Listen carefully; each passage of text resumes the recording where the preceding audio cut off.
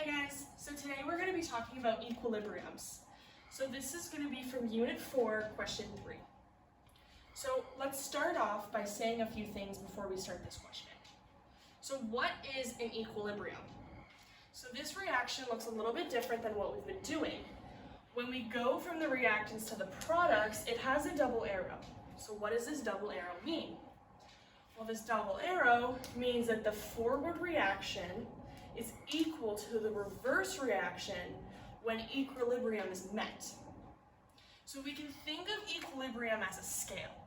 So if we have a scale, or even you can think of it as a seesaw. If we put a pressure on this side, or a stress, it's going to move down, and this one's going to go up. So is this scale balanced? No.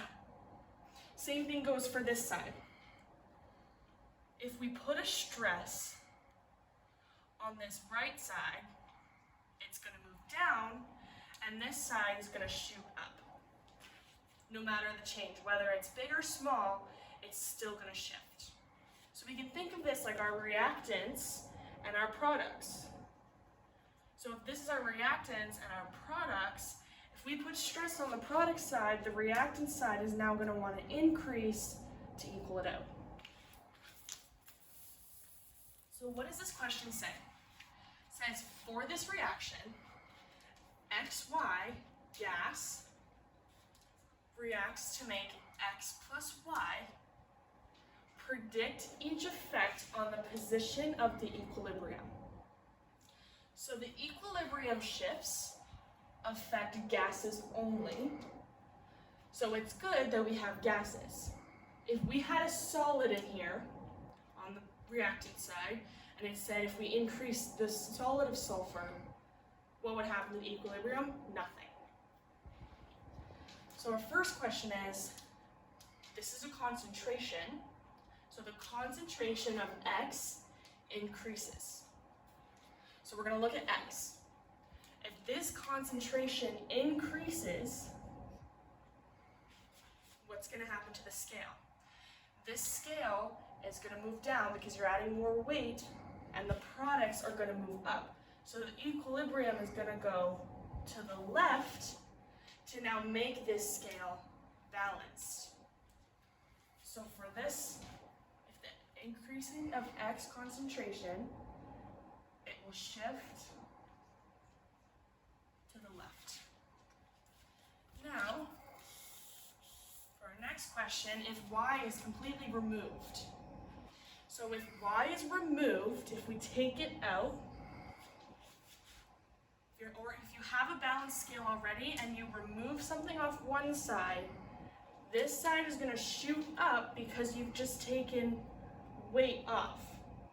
So this is going to be the side that is has more equal. So it's going to shift to the right because this is decreasing, and the equilibrium is going to shift to equal out that stress you've just made. So if you take something away, the equilibrium will move towards that was just removed, but if you add something, it'll shift away from it. So if you have a total volume decreasing, this part becomes a little bit tricky. So our volume and our pressure are intertwined with each other. So if you have a volume and a pressure, if you decrease the volume, the pressure is going to increase. But if you increase the volume, the pressure is going to decrease. So some way I like to look at it is like a balloon.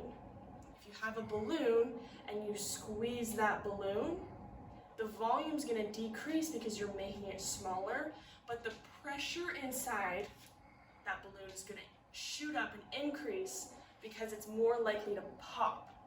Because there's more pressure being added, more and more pressure, eventually it's going to pop because there's no volume left. But if we're blowing up a balloon, the volume's increasing and the pressure's decreasing. So if you let go of that balloon that you were just squeezing, the volume's now going to increase, and that pressure you were just applying is going to decrease. So when I say the total volume decreases, so if this volume decreases, that means the pressure is going to increase. So how are we going to figure this out? Well, which side has more volume? Which side has less volume? So how I like to look at this is that this is one molecule. There's one molecule on the reactant side.